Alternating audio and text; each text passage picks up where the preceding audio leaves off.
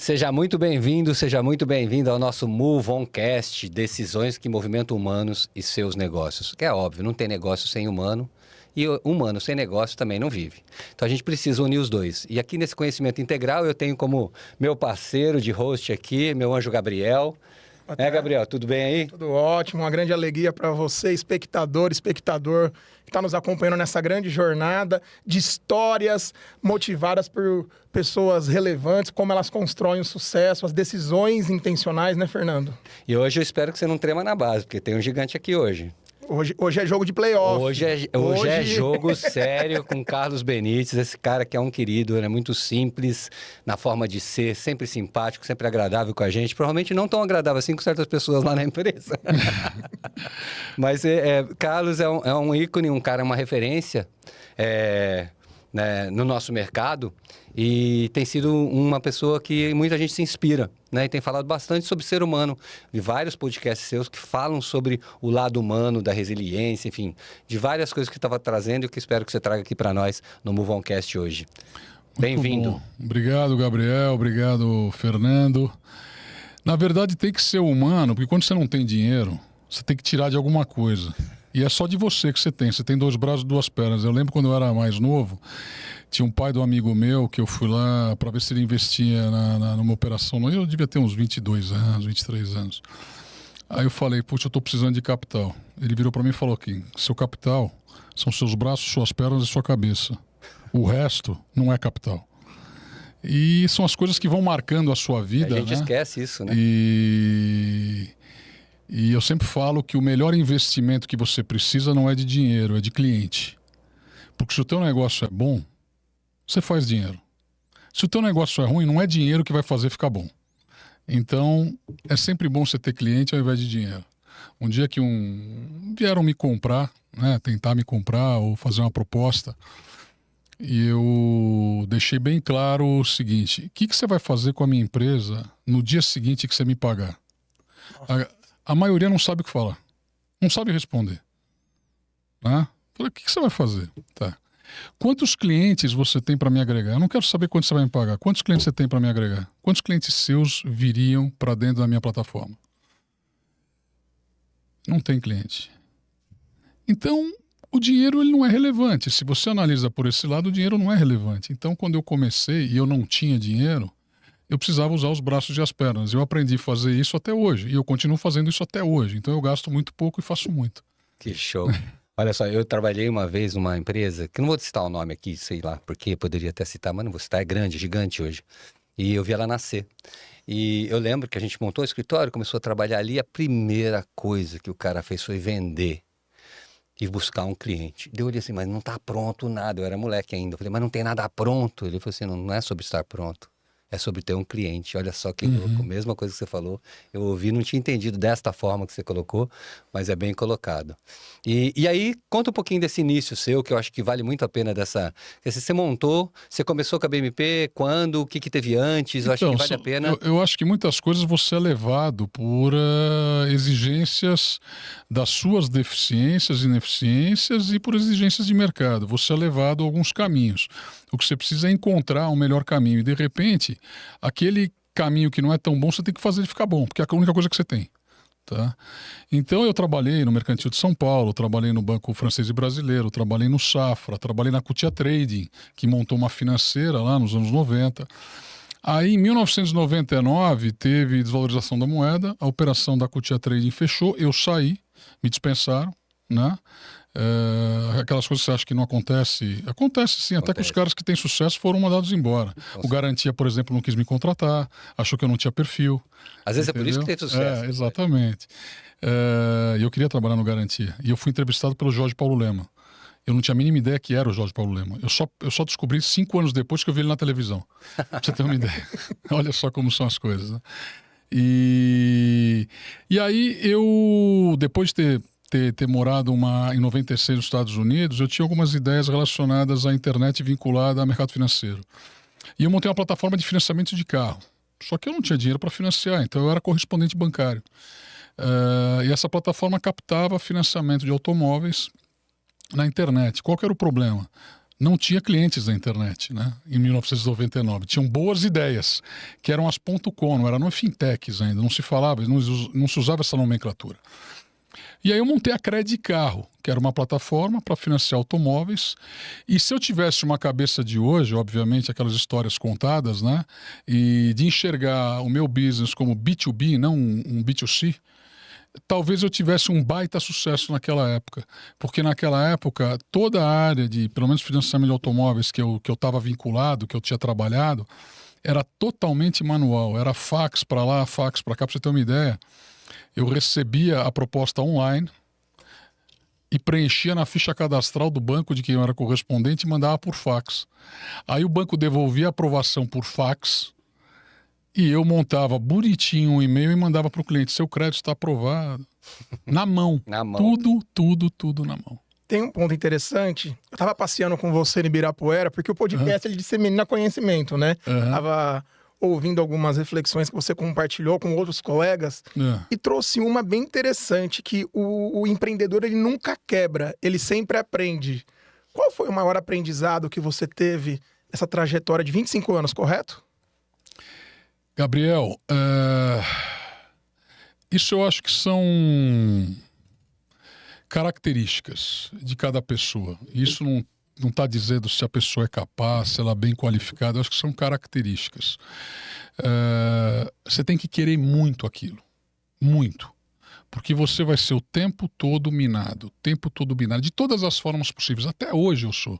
Mesmo sendo relevante, mesmo tendo uma posição que a BMP tem, eu ainda sou minado. Eu ainda sou atacado em grandes volumes. E hoje mais, inclusive. E eu tenho que ser resiliente o suficiente para entender que mesmo eu estando nessa posição, eu não posso ignorar isso. Então, você tem que estar pronto para mudar a tua rota o tempo todo. Porque você vai errar. Vai errar. E você vai errar muito mais do que acertar. Só que quando você acertar, você tem que se preparar para juntar o máximo de resultado possível, porque você vai errar de novo. E você tem que estar preparado para isso. Para quem conhece carteira de crédito, sabe muito bem o que eu estou falando. Tá? Dinheiro que se ganha não se gasta. Né? Eu lembro que eu não tinha carro, para você ter uma ideia. Eu tinha um carro, eu vendi o carro. Eu lembro, eu tinha uma Paraty lá quando eu comecei a minha operação. Muito engraçado isso. Em 99, né? Eu vendi minha Paraty.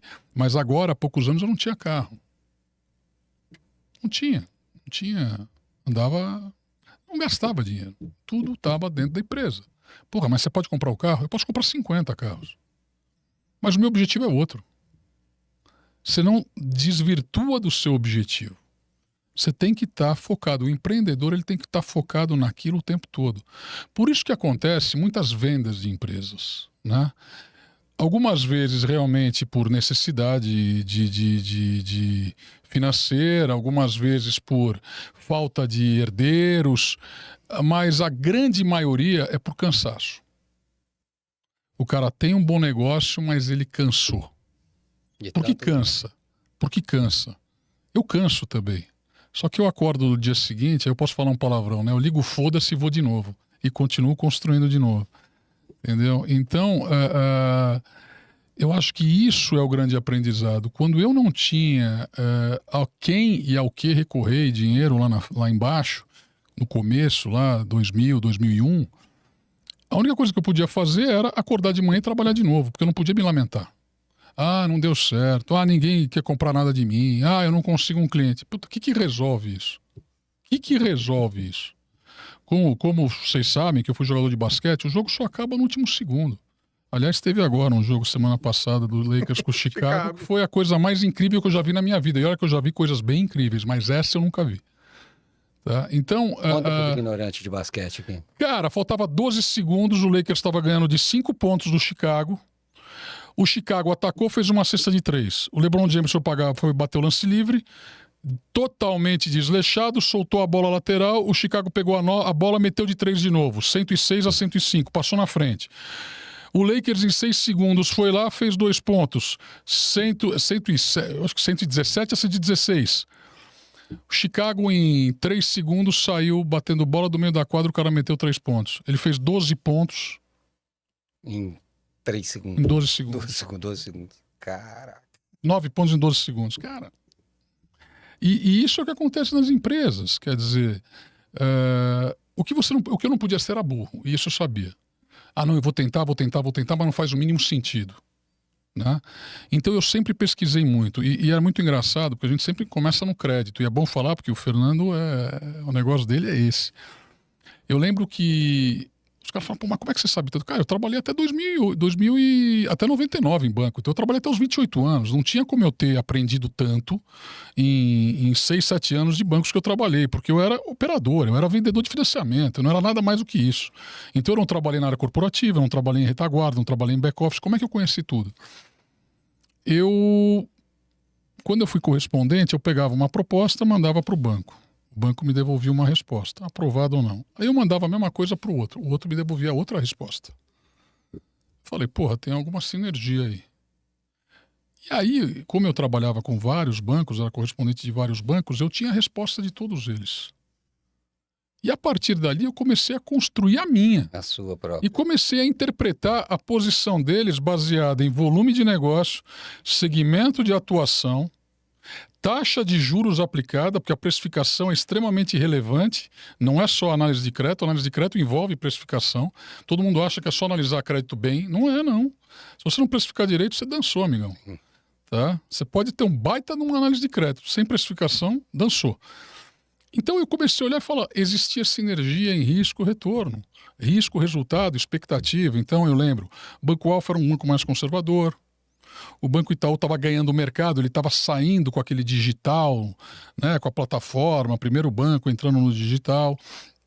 O Safra era aquele padrão mesmo, entra, sai, que a gente conhece, eu trabalhei lá, eu sei como é, e perfeito, tá? Porque ele é o banqueiro, o resto é prestador de serviço, né?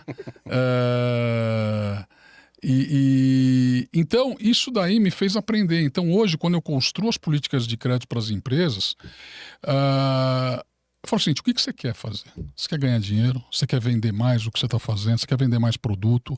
Você quer construir patrimônio? Você quer simplesmente ter um produto para fidelizar o teu cliente? Quer dizer, existem diversos pontos que você tem que levar em consideração, que não é só montar política de crédito, não é só arrumar o funding para a operação, montar um FDIC, montar um ecossistema de securitização, não é só isso. De repente, o Mercado Livre chegou para mim e falou, olha, eu quero analisar crédito, eu vou dar crédito, e eu não quero pedir nenhum documento para o cliente.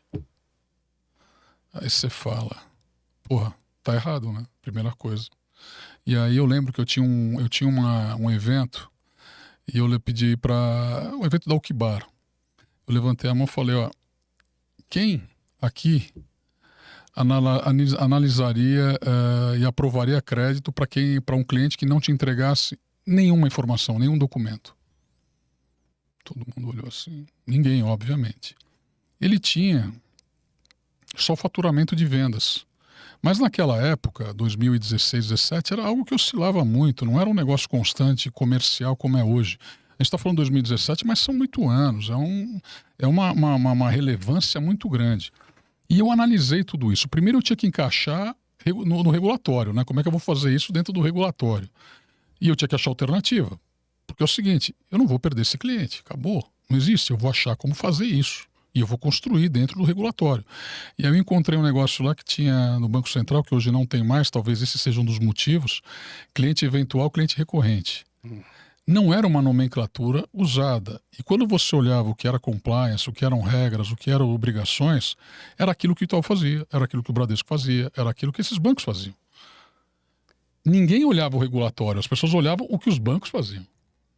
E, na verdade, você tem que olhar o regulatório, você tem que olhar as regras, as leis, porque os riscos e os preços são definidos baseado nisso. Se alguém construiu alguma coisa, está baseado nisso. E aí eu criei esse mecanismo de poder encaixar todos os clientes como clientes eventuais, que tinham uma característica de análise de crédito que se encaixava no não cadastro, num cadastro mais simplificado. Só que o que acontece? Aquilo ali duraria 1 ano. Porque se o cara renovasse aquele crédito, ele já talvez não fosse entendido, por mais que fosse algo interpretativo, porque a lei não diz, se ele renovar ou não renovar, poderia ser entendido que aquele cliente não era mais pontuar um cliente recorrente. Em uma entrevista, quero pegar um ponto que eu acho que conecta legal. Você comentou que é um grande desafio a questão do crédito e da segurança. Atualmente, como que você faz para olhar para esse modelo? Vou dar crédito, mas com uma maneira segura. A única forma, talvez, segura não existe, tá? Dar crédito de forma segura não existe. Você sempre tem risco de perdas e ponto final. Risco de perdas por modelagem, por inadimplência pura, dependendo do prazo que você tem da operação, você tem volatilidade comportamental de capacidade de pagamento, e você tem a outra parte que são fraudes, são crises sistêmicas, como teve pós-governo Dilma. Eu tinha uma carteira de automóveis pós-governo Dilma. Minha modelagem era perfeita, funcionava super bem, de repente parou de funcionar. Parou de funcionar. Muda o comportamento. Porque eu atuava num segmento único da sociedade, eu não tinha diversificação. E aí o que aconteceu? Porra, é naquela classe média baixa onde a pancada vem sempre mais forte. É a primeira classe a apanhar. É aquele cara que ganha R$2.500, R$3.000, mas na verdade o salário dele é R$1.200, o resto é tudo comissão. De repente passou a ser R$1.200. Aí não paga, aí não tem o que fazer. É um movimento constante esse lance de buscar ajustar o que é confiável e o que não é. Porque você está medindo o nível de confiança que você tem na pessoa. Mas você tem que usar também algumas características que é a inovação, como a gente fez no Mercado Livre. Nesse caso, você tinha o faturamento do cara na plataforma, quanto ele vendia. Por mais que tivesse volatilidade, você tinha isso. Você tinha a segurança de debitar o dinheiro lá dentro. Então, encaixaram um regulatório, o Pinheiro Neto validou. Eu até me perguntei depois por que o Pinheiro Neto não viu isso. E eu vi, entendeu? Então era uma questão de interpretação. E em seguida, aonde eu quero chegar. Né? O Mercado Livre tinha o objetivo deles, que era ampliar a base de clientes, era fomentar o mercado, fazer com que aquele cliente usasse muito mais o banco. Então, eu de repente discordava de algumas atitudes de crédito, mas o risco era dele. Só que aí você tem outras informações ali que são relevantes. Você tem comportamento de entrega do produto que você vende. Você é regular naquilo? Reclamações sobre o que você vende, no atendimento, no preço, essas coisas. Aí você começa a pegar diversas informações comportamentais que não tem nada a ver com a análise do balanço ou extrato bancário do cara. E nem imposto de renda. E eu vou falar para vocês que eu analisei mais de 5 milhões de estabelecimentos comerciais fora os marketplaces. Porque eu cuidei da Cielo, da Rede e da Stone, das operações de capital de giro fumaça. Através dos dados comportamentais de entrega, comportamento de reclamações, tipo de produto que vende, segmento que atua, eu analisar só isso versus eu utilizar uma análise financeira da operação, que é o que a gente faz normalmente num banco, eu tenho 92% de assertividade fazendo só isso. Eu vou errar 8%. Os caras que eu aprovei aqui, eu aprovaria aqui. Olha a redução de custo que você tem. E isso diz o que a BMP faz. Ela cria ecossistemas fora dos bancos. Porque esses caras são muito mais interessantes do que a instituição financeira. A instituição financeira é uma intermediária. Ela é essencial, mas ela é intermediária.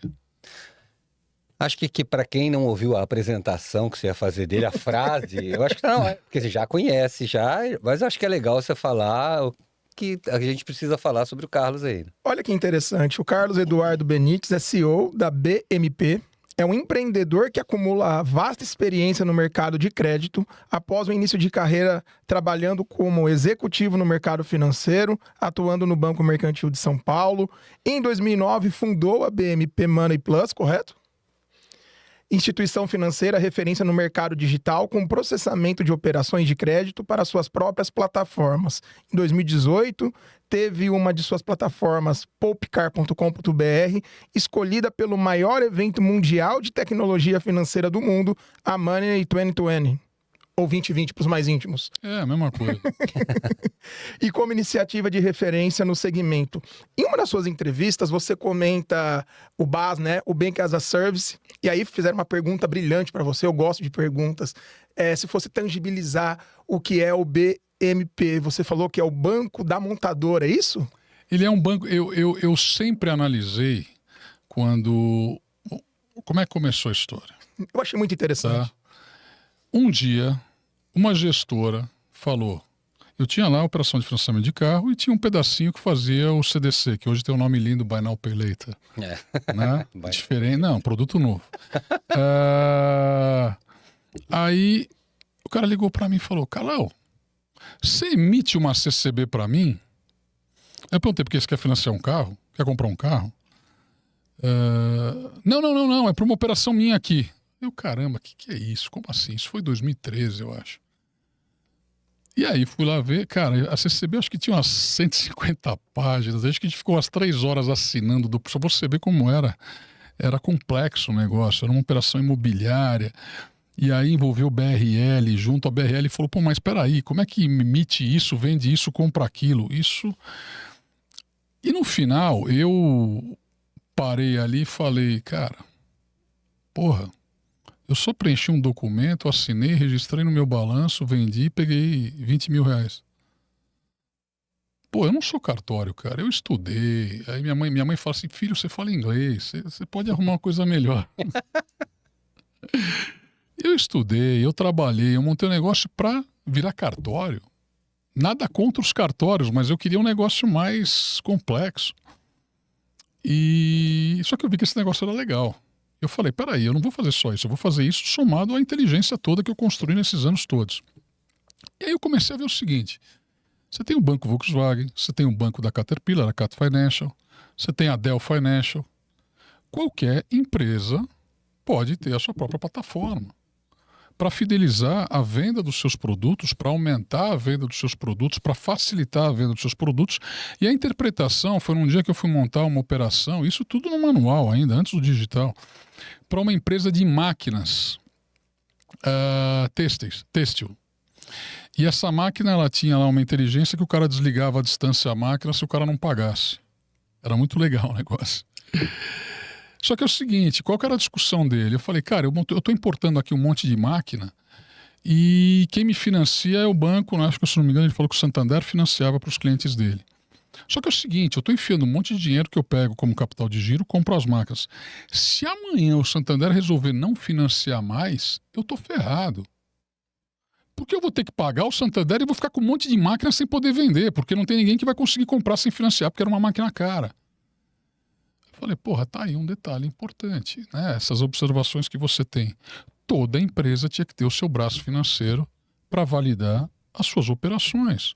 E aí você começa a abrir para outros leques. Num primeiro momento é financiar a venda dos seus produtos, que isso já existe. O cartão Private Label não deixa de ser isso, né? Quando você vai num varejista, é exatamente isso que você tem. Só que isso acaba, através da inovação, através da tecnologia nova, do desenvolvimento fácil, você consegue pegar todos os outros produtos bancários e enfiar no mesmo pacote. E até construir novos produtos que você pode vender para os mesmos clientes fazendo cross-selling. Da mesma forma que o cara que comprou um liquidificador, ele pode comprar uma geladeira no mesmo lugar, se ele fez um parcelamento ali, ele pode tomar um crédito pessoal aqui. Ele fez o CDC de um lado, ele pode tomar um crédito pessoal ali, se ele for um bom pagador. Né? Aí é uma questão do teu risco retorno, o que você quer para você. E daí você começa, foi o que fez o Mercado Livre. Olha, vamos dar crédito vamos dar capital de giro pro cara que eu já antecipo os recebíveis, eu vou dar mais uma grana para ele. Pô, agora vamos dar grana pro cara que já é meu cliente há muito tempo, ele poder comprar parcelado sem usar o cartão de crédito dele. Agora eu vou dar o cartão de crédito para ele. Não, peraí, agora eu vou dar a conta para ele, ele vai ser correntista meu e eu vou colocar no Open Finance ainda. Quer dizer, é a própria evolução tecnológica que leva você conseguir convergir diversos produtos financeiros dentro do mesmo ambiente. Então, o Banco Volkswagen serve para qualquer empresa que tenha um ecossistema, por exemplo, de fornecedores, prestadores de serviços, funcionários, distribuidores, atacadistas, consumidores finais. Você consegue enxergar e no final vira um emaranhado onde um começa a se conectar ao outro e você começa a ter outras empresas conectadas criando novos ecossistemas. E isso, no futuro, isso tudo, quando você olha, você fala, puta bagunça, puta monte de coisa. Mas no futuro isso vai ser assim. Vão ser trilhos. Como se ligam as cidades em trilhos, você vai ligar as empresas, os negócios em trilhos. E normalmente, e possivelmente você não vai saber nem de que banco que você tomou o crédito. Ou de que banco que você tem conta. Interessante demais. É a evolução. Essa sua mobilidade, essa sua criatividade, essa sua forma de ver o mundo, né? É muito, muito especial e muito única. Você sabe disso por tudo que você construiu até hoje. Você já tem os resultados disso prático, né? por trás disso tudo, além da criatividade, tem uma resiliência muito forte, né? Então, assim, não é só criatividade, não é só... Criatividade vem da sua capacidade de observação, né? Com interesse. Você se interessa, você é curioso. E a partir dessa curiosidade, você cria, então, uma criatividade e depois você aplica a resiliência para realizar isso. São 3 pilares que eu falo muito no mundo das decisões, né? A decisão humana tem 3 pilares. Primeira coisa é curiosidade, né? Curiosidade tem uma intenção muito clara e ser curioso por você, pelas coisas que você vê, né? Depois você conseguir criar, né? Criar. Cada decisão é agora, ela é criativa. Porque hoje me perguntaram, mas e a decisão que eu tomei ontem? O que você tomou ontem foi outra decisão. Não é a mesma, não é a mesma, né? Porque ontem foi ontem, hoje é hoje. Hoje já é outra decisão, né? Porque senão você vai tomar a decisão que você tomava quando você era criança. Não, a decisão hoje ela é sempre única, cada decisão é única, isso é muito, muito interessante. E essa resiliência de perceber que curiosidade, criatividade e resiliência andam juntas, né? A cada momento você está falando, e nas suas falas isso vem muito claro. A minha pergunta é um pouco mais assim, você tem uma empresa, você tem um monte de líderes lá dentro, você tem uma cultura dentro da empresa. Como você consegue aplicar tudo isso na sua cultura? Né? Como é que você vê a resposta do seu pessoal, do seu time, principalmente o time mais estratégico, a esse espelhamento da cultura que você tem dentro de você, porque ela é realmente o pilar número 1 do seu sucesso, né? Essa cultura sua. E aí, como é que você transmite isso para as pessoas lá dentro? Honestamente... Tudo do Moveoncast. Honestamente. É tudo honestamente. Se você falar alguma coisa que não é legal, a gente corta. Tá. Aqui é tudo honestamente. Então, eu não consigo. Eu não consigo. Isso é muito complexo, isso é muito difícil. E isso leva muitos anos. São características pessoais, que não importa se você tem qualificação ou não, se você tem história ou não. São características muito pessoais. E isso é uma briga constante na minha cabeça. De entender por que eu consigo pensar assim e a outra pessoa não. Tá? Por mais que eu saiba o porquê. No dia a dia, na esteira de trabalho, no dia a dia, nas reuniões, nos processos, é muito difícil. Eu comentei que esse ano eu não ia brigar com ninguém, que eu ia conversar com todo mundo, mesmo que fosse a terceira vez que eu estivesse pedindo a mesma coisa. Né? Coisa que não é tão natural assim. Eu tenho um comportamento um pouco diferente. Eu sou um cara pouco paciente e a paciência acabou reduzindo mais com a idade, eu acho. Ou com o volume de informação, com menos tempo. E aí eu acabo passando as informações meio que pela metade. E depois eu cobro ela inteira. Entendeu? Então eu também tenho erros. Para você conseguir fazer o teu time andar da forma que você quer, você precisa trabalhar como eles trabalham. E não querer que eles trabalhem como você trabalha. Isso é muito difícil. Todas as pessoas têm limitações. Eu tenho limitações e o meu time inteiro tem limitações. De repente eu tenho de um lado eu corro uns 100 metros rasos, mas do outro lado eu sou uma maratona. Eu sou um cara extremamente desorganizado. Eu sou desorganizado. Eu tento organizar minha planilha, eu passo o ano inteiro tentando organizar ela. E aí quando eu vou ver, ela tá igual desde o começo. Ela só tá mais bagunçada e com mais informação. Entendeu? E aí as minhas discussões, eu tenho tentado inserir na cabeça das pessoas para elas se organizarem, para eu não precisar me organizar. E isso é muito complexo, porque a organização delas funciona muito bem para elas, mas não quer dizer que funciona para mim. Então eu vou cobrado, por que você não fez desse jeito? Por que você não fez isso? Por que não fez daquele jeito? E eu sou extremamente exigente. Eu sou muito firme, eu sou extremamente proativo, eu participo. Eu deixei de ser centralizador, até porque não dá para ser do tamanho que a gente está. Impossível, é. Mas, outro dia me perguntaram por que eu aprovava as contas de compras de produtos, as compras da empresa. Eu falei, porque era uma pessoa nova na empresa. Eu falei, mas por que você faz isso? Eu falei, eu não fazia isso.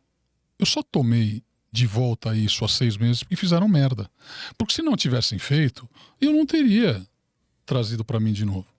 Compraram 10 computadores no mês para deixar de guarda lá para entrar funcionário. Eu não contratei ninguém, compraram mais 10 no mês seguinte. Porra, peraí, erraram, duplicaram? Traz de volta aqui, agora eu vou fazer isso aí. Poxa. Então, são essas coisas. Quer dizer, é muito difícil você falar, você entender. Você precisa trabalhar com as limitações, saber que não vai atingir o 10. Você vai ter que aceitar um 7 ou um 8. Tem que ser assim. Você sabe que nos últimos anos, você me conhece mais como um cara do crédito e tal. E nos últimos anos, depois que eu saí da FICO, né? Você sabe minha história, que eu fiz na FICO, tá lá. Depois que eu saí da FICO, eu me meti a estudar decisões. Acho que você tem também, não sei se você tem esse conhecimento, mas eu estou há 6 anos estudando como que o ser humano toma decisão. Por que isso? Passei 18 anos fazendo consultoria e a maior parte, depois desses 18 anos, quando a FICO adquiriu a minha empresa, eu falei, o que eu posso trazer para o mundo agora, né? Porque, assim, crédito, tá cheio de gente que sabe, a gente educou milhões de pessoas, todo mundo já sabe, né? Tá tudo mais fácil hoje de entender, não o crédito, mas de entender o que significa. E eu falei, quer saber, qual que era o maior problema que eu percebi em mais de 300 projetos de consultoria em 18 anos, né? O ser humano não sabe como ele decide, não sabe tomar decisão. Pensei isso. Aí encontrei uma pesquisa de Harvard que caiu na minha mão, porque eu estava procurando direcionamento e tal, e caiu na minha mão uma pesquisa que fala que a gente toma 35 mil decisões por dia, né? 18 mil horários de trabalho, e 2/3, 66% não nos leva ao melhor resultado. O grupo G4 agora acabou de afirmar 70%, ou seja, piorou um pouquinho, 74%. Não é que é errada, é que não leva ao melhor resultado. E as 3 causas, as pessoas não têm intenção firme. Você pode ver que tudo que você fala tem uma intenção por trás, né? Não tem intenção firme, não estão atentas, aí resiliência tem tudo a ver, né? Não estão atentas e tem vieses cognitivos. E aí eu entro no lugar que eu mais amo. São programas mentais, como você diz, cada um é diferente um do outro. Cada um tem um programa diferente, né? Daí eu comecei a fazer um trabalho que eu chamo hoje de cultura decisiva. Significa isso, cultura decisiva para mim é a cultura invisível por trás da cultura declarada. Existe uma cultura invisível. E todo mundo hoje está acostumado a fazer trabalhos comportamentais, de como você chega lá. E meu trabalho não é esse. Meu trabalho é o que te impede de fazer o como você chega lá, né? O que te impede de fazer o que precisa ser feito. E aí eu trabalho isso nas empresas hoje também. Eu acabei de sair de uma palestra disso, onde um dos temas, por exemplo, o que eu falo? Eu falo assim, tem um programa, não tem um programa? Então vamos pegar as variáveis desse programa. Então, uma das variáveis desse programa, só dar um exemplo só, pequenininho, chama-se liberdade. Você acha que você é livre para fazer o que você quiser. Porque esse é o conceito implantado no Brasil, na anarquia, é isso aqui. Então, às vezes eu pergunto, você é livre para jogar papel no bueiro? Eu sou, depois eu pago as consequências. Você paga as consequências. Cheguei no limite de falar para a pessoa, você é livre para matar alguém? E ela me disse, sim, eu sou livre para matar alguém, depois eu pago as consequências. Mas você paga, você matou alguém, e você que paga as consequências. Não, então, não, a gente não é livre. Então eu comecei a discutir um pouco do que significa liberdade. Porque você não é livre para deixar de entregar. Você pediu uma coisa no prazo, você não é livre. A não ser que tenha uma justificativa muito clara que continue te dando esse poder dentro de uma liberdade interna. Mas você não é livre para fazer o que você quer. Você é livre para fazer o que você precisa fazer e o que você se comprometeu a fazer. Isso é muito amargo para as pessoas, né? E aí eu vou descaracterizando assim, mas por que você fez errado? Daí eu começo a falar, então você fez isso porque você reagiu a isso de forma vitimista, você fez isso porque você não confia em você, fez isso porque você estava preguiça aqui. Então assim, você tem aí um arsenal de outras variáveis que entraram nessa variável de achar que você é livre para fazer o que você quiser. E é um conceito muito chocante para as pessoas, assim, porque não é o meu conceito de liberdade, para mim mesmo, eu olho assim, eu não sou uma pessoa livre, porque eu estou preso na minha história, nas minhas preguiças, na minha falta de resiliência, porque eu estou preso num monte de coisa que eu acredito que eu posso desviar, né? Tem até uma brincadeira assim, você está de dieta e não pode comer doce, daí alguém chega e oferece para você um brigadeiro. Aí você fala, você é livre para comer o brigadeiro ou não? Todo mundo fala, eu sou livre para fazer o que eu quiser. Não. Você está preso no seu desejo antigo, que não é resiliência, que não é eficiência, de não criar a dieta que você pagou para o médico e você fez. Então, assim, você não está livre, você está preso. Então, eu começo a desconstruir esse conceito e as pessoas ficam assim, sabe? Esse cara maluco, ficam bravas, óbvio, né? Porque todo mundo gosta do conceitinho de liberdade, que eu faço o que eu quiser, né? Aí eu falo, já mando o braço para Elis Regina, ela já falou, né? O medo de amar é o medo de ser livre. Ser livre é uma coisa que tem que ser feita no amor. E o que é amor pra gente? Amor é fazer o que precisa ser feito, pelo bem de todos, né? O resto é medo, desamor, preguiça, sacanagem, enfim, qualquer dos vieses que a Harvard coloca. Então esses são os vieses, né?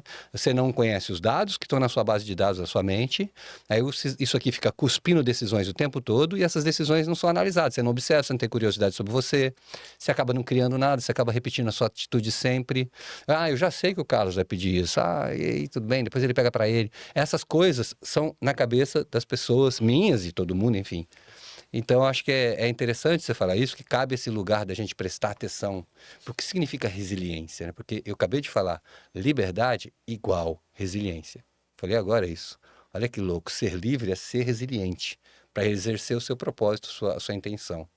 Então, é bacana, porque toda a sua história que você fala, esse lance mágico do basquete, os caras nunca deixaram de confiar, nunca perderam a intenção e foram resilientes até o fim, ou seja, eles foram livres. E, como sucesso da liberdade deles, ou era, fiz o que podia, tô bem, ou ganhei, melhor ainda, né? Acho interessante eu vou incrementar, porque é muito interessante você falar isso, porque eu tive no Goldman Sachs essa semana e eu assisti uma palestra do economista-chefe lá do Goldman, falando sobre mercado mundial, ambiente Estados Unidos, Europa, Ásia, esse tipo de coisa. E ele começou a demonstrar um comparativo. E aí você vai ver, as empresas americanas, elas têm um nível de... E eu sempre falo de produtividade sua, pessoal. Só que é o seguinte, quando você tem um nível altíssimo de produtividade física, pessoal, você automaticamente sacrifica a sua saúde. Não tem outro caminho. Eu tive câncer aqui de tireoide, eu engordei 40 quilos desde que eu parei de jogar basquete, estou tentando voltar agora, perder uns quilinhos. Então você sacrifica alguma coisa, porque na verdade a tua máquina é você. Né? Por que as empresas americanas são extremamente produtivas? Primeiro, o nível de educação, de estudo do americano é o mais alto do mundo. Ponto 1, em termos dos concorrentes, em termos de PIB no mundo. As empresas americanas, sabendo exatamente isso, das dificuldades de tomadas de decisão, elas eliminam a tomada de decisão através de processos, métricas e sistemas, para que não exista nenhum tipo de interpretação, para que a operação funcione em altíssima produtividade, sem nenhum desvio. E se você quiser fazer uma coisa diferente, eu não vou fazer. E aí ele vai atacar exatamente aquele mercado entregando daquela forma. Você não existe uma padaria do português lá nos Estados Unidos. Existe 150 padarias de um português lá dentro, que é tudo feito através de uma central que produz tudo que vai ser vendido nessas padarias, que efetua toda a distribuição através de um centro logístico e que vai entregar sempre no horário nessas padarias, para que as pessoas não precisem pensar se queimou o pão, não queimou o pão, vai ter o suficiente para vender, vai faltar... Não, porque já tem a métrica de... Exatamente. Não depender da então isso faz muito sentido. Só que o que acontece? Quando você está num mercado imaturo ainda, onde as demandas não são tão fáceis, porque elas têm que ser testadas, né? Eu digo que a BMP ela é 100% MVP. Por mais que tenham grandes volumes, porque são sempre clientes novos que nunca entraram em operações de bancárias que estão entrando e é MVP, ponto. Então tudo só que tudo já entra em alta produtividade. Você já entra numa Casas Bahia, produção. Você já entra numa Gol, sabe? Não tem aquele negócio, vamos testar, vamos ver se vai. É pancada, né? Então, e aí no meio do caminho tem erros. E aí você me perguntou dos erros, e eu falo que não existem erros. E essa frase não é minha, essa frase é do Kobe Bryant, que é um cara que foi jogar no Lakers com 18 anos quando eu morava lá. Em 1996 ele foi draftado para ir pro Lakers. E quando ele morreu eu escrevi um texto, porque eu tinha um amigo que trabalhava no Lakers, por incrível coincidência, e era muito amigo dele, porque ele falava espanhol, o Kobe, apesar de ter morado na Itália, falava espanhol e os dois se conversavam. Ele chamava de... O Kobe era número 8, ele chamava de Ocho. E ele falou o seguinte: não existe erro, existe aprendizado. Você simplesmente entendeu que aquilo que você quer fazer não dá para fazer daquele jeito, tem que fazer de outro. E são coisas que de vez em quando você não sabe como explicar, porque é o seu conceito, é o seu comportamento, e você não sabe explicar. Aí vem alguém e dá um nome para aquilo, né? E isso foi um caso específico, quer dizer, a pergunta para ele falou assim, não, Perguntaram para ele, mas quando você erra, não sei o que, ele olhou e falou assim, como assim erra? Não existe errar. Existe aprender. Né? Então, é a cabeça dele. Era a cabeça dele. É a minha cabeça. Eu não sabia como falar, mas é a minha cabeça. Só que não é de todo mundo. Então as pessoas não tentam. As pessoas têm medo de errar, ao contrário. Exatamente, elas não tentam por medo de errar. Tem conexão com o Mamba Mentality que Total. A partir disso, obviamente, ele deve ter sido muito bem orientado. Ele construiu uma riqueza informacional absurda. Envelopou um storytelling, exatamente. Mas isso tem origem. Não é da boca para fora, é uma origem aquilo. Você entendeu? Eu sei muito bem o que é. E eu, obviamente, não cheguei nem... Eu joguei 1 ano de profissional, para você ter uma ideia. Eu não tive nenhum tipo de vínculo em ser um atleta de ponta. Eu fui quando eu era moleque, mas moleque é fácil, né? Você joga com menos pessoas, né? Quando você vai para um funil mais apertado, que é difícil, né? E você largou por quê? Já que é... Cara, não sei te responder. Acho que é porque eu não estava jogando bem. E isso me marcou. Porque isso aqui ficou entalado durante anos. Eu só voltei a assistir, pra você ter uma ideia, foi em 92, 91, 92. Eu fiquei sem assistir basquete, pra você ter uma ideia que eu fui morar em Los Angeles, e eu não fui num jogo de basquete. Eu não pegava numa bola. Porque eu estava com aversão ao esporte. Eu fui voltar a assistir em 2003, 2004. 13, 14 anos depois. Quase 20 anos depois. E aí voltei a ser fã. Forte. E aí fã. Mas eu falo que hoje eu só compro camisa polo do Lakers. Eu não compro mais regata porque eu sou comissão técnica. Eu não, não sou mais atleta. Mas é isso. Eu acho que o cara treinava 4 vezes, todo mundo treinava 2. Eu era um cara que quando comecei minha empresa, eu chegava mais cedo e era o último a ir embora. Porque eu era sozinho, então o último era o último porque eu era eu o último, né? Mas eu estava sempre disponível. Eu lembro que eu ficava sábado e domingo em concessionária. Eu não pegava um contrato. Só que eu sabia que se eu tivesse sábado e domingo lá e a turma de vendedores me visse lá dentro, na segunda-feira ia chover contrato recusado pelos bancos na minha mão. E era o que acontecia. Então eu ficava sábado e domingo lá sentado batendo papo. Tem uma associação trazendo para o ambiente corporativo que eu gosto, se eu não me engano é do Kevin Durant, que ele fala que o trabalho duro só vence o talento quando o talento não trabalha duro. E na sua experiência ao longo desses anos, Total. se aplica? Total. Não adianta ter talento. A síndrome do camisa 10, né? E se eu entrar exatamente nesse lugar, não sei se eu vou fazer uma pergunta dolorida, né? Se você não quiser ficar bravo comigo, mas Pode assim, falar. Porque assim, toda essa resiliência que você teve aqui, se você tivesse aplicado no futebol, né? Já entendeu a minha pergunta, né? Já entendi. Então, isso talvez veio também para compensar um pouco isso? Isso é a resposta. Eu não tenho dúvida que essa é a resposta. Pode ser interna, pode ser lá dentro, mas eu não tenho dúvida que essa é a resposta. Porque eu abandonei o problema. E meu pai falou uma vez para mim o seguinte, eu estava no colégio, eu sempre tinha sido um bom aluno. Aí teve um ano que eu fiquei mais preocupado com o basquete do que com a escola. E aí eu fui mal. E aí eu peguei recuperação. Aí eu virei pro meu pai e falei, pai, eu queria trocar de colégio, não sei o que. Ele falou, como é que é? Primeiro desafio, primeiro problema que você encara pela frente, você vai abandonar? Você não vai passar por cima? E meu pai não era desses caras brigadores, não. Não era aquele cara resiliente, não. Meu pai era funcionário público, trabalhava na Eletropaulo. Foi gerente de banco, depois trabalhou na Eletropaulo. Quer dizer, não era um cara que tinha tanto exemplo de ter conquistado algo para me passar. Mas ele teve essa frase, como outras, né? Que a gente faz as coisas por nós e não pelos outros. A gente nunca faz as coisas esperando que os outros repliquem para nós ou façam. É sempre porque a gente precisa daquilo. Então, o que ele falou me marcou também. E eu não tenho dúvida que internamente... Tá?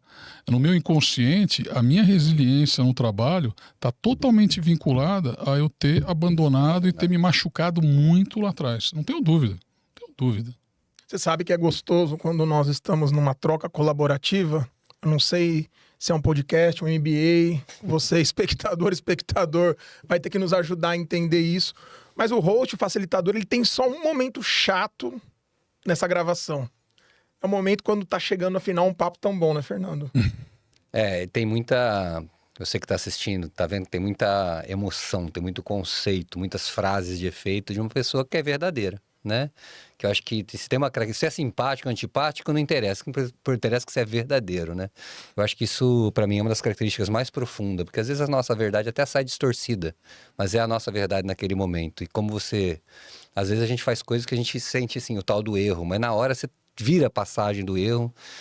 Porque, assim, o medo de errar é, de fato, um dos grandes problemas da humanidade, né? Um dos grandes problemas. E pelo medo de errar que a gente erra tanto. Né? A gente erra tanto porque, assim, para não errar, eu tento dar umas, né? A primeira coisa que eu faço é virar uma vítima, né? Eu sou vítima, então o erro sempre é do outro, já que eu não posso errar.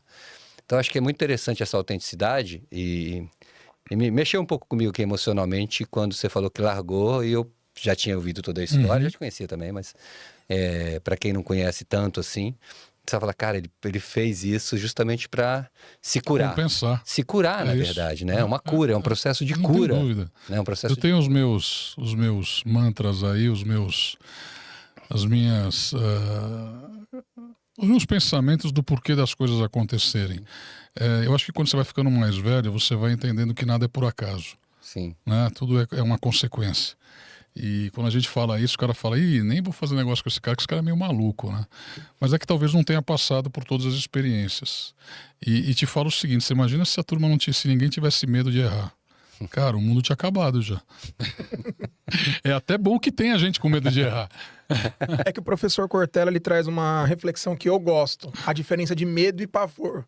Porque o medo é um estado de alerta, né? O pavor nos paralisa. Paralisante. Eu vou deixar minhas duas perguntas aqui de saideira, porque eu sei que o Fernando vai colaborar com alguma coisa. Nós estávamos estudando um paper esses dias lá no mestrado sobre a questão do engajamento e saúde mental. O ano passado nós tivemos 470 mil afastamentos. E aí nós tivemos a presença de um CEO, durante 40 anos, ele numa grande posição, e o tema era solidão. Solidão da parte estratégica, da tomada de decisão. E aí ele nos trouxe alguns cases do jogo jogado da vida, apresentou essas cicatrizes, que foi o seguinte: tinha uma filial na América do Sul e tinham 5 mil colaboradores. E de um dia para o outro, num curto espaço de tempo, assim, de 7 dias, ele precisava demitir todo mundo. Ele falou, presta atenção, quanto mais vocês subirem no pipeline, mais sozinho, em alguns momentos, vocês estarão. Como você lida com a solidão? Como que é a sua tomada de decisão, principalmente as decisões difíceis? Eu não vivo esse problema de solidão. Eu não tenho esse problema. É óbvio que eu não gosto de demitir e não tive a oportunidade ruim de ter que tomar essa decisão. Já demiti bastante gente, mas nunca tive que olhar 5 mil pessoas, fechar um lugar e mandar, porque eu sei o impacto que isso tem. E eu me sinto muito mal em mandar as pessoas embora. Mas isso nada se vincula à solidão. Eu não me sinto só mesmo sendo o cara que é o decisor. De jeito nenhum. Eu não posso ter esse problema. Eu não tenho permissão para isso. Entendeu? Não existe solidão.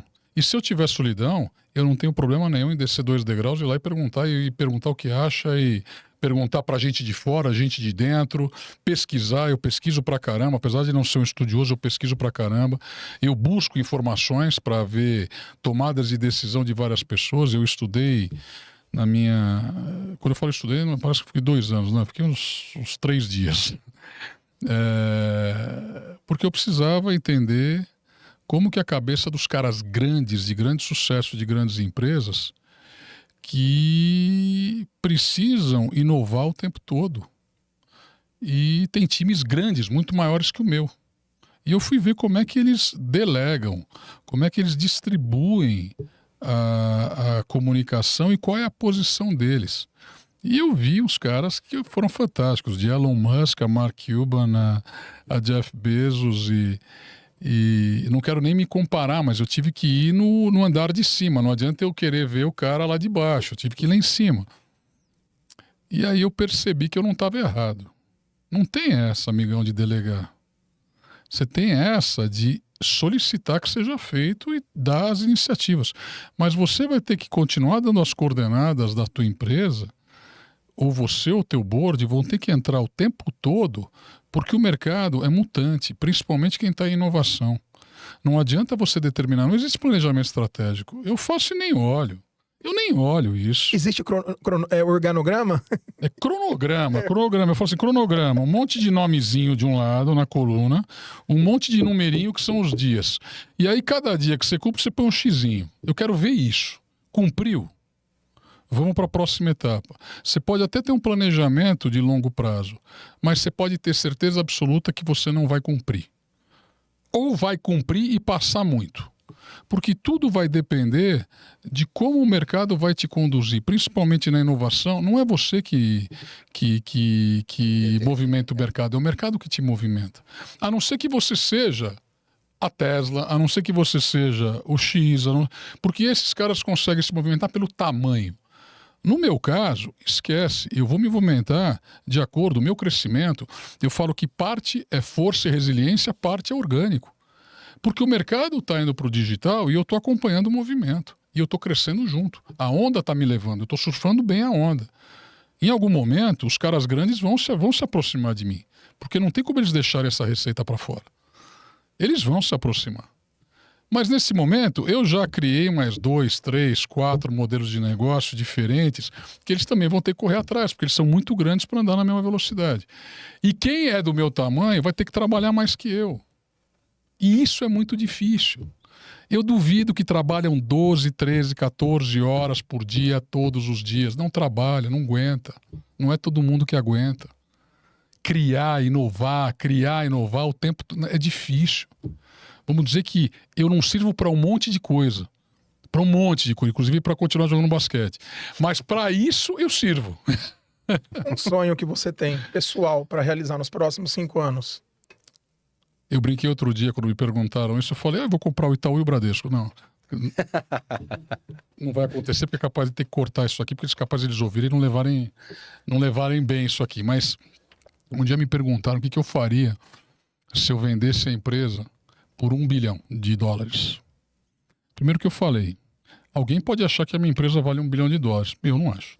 Então, provavelmente, não chegaremos nesse preço. Mas vamos supor que eu vendesse.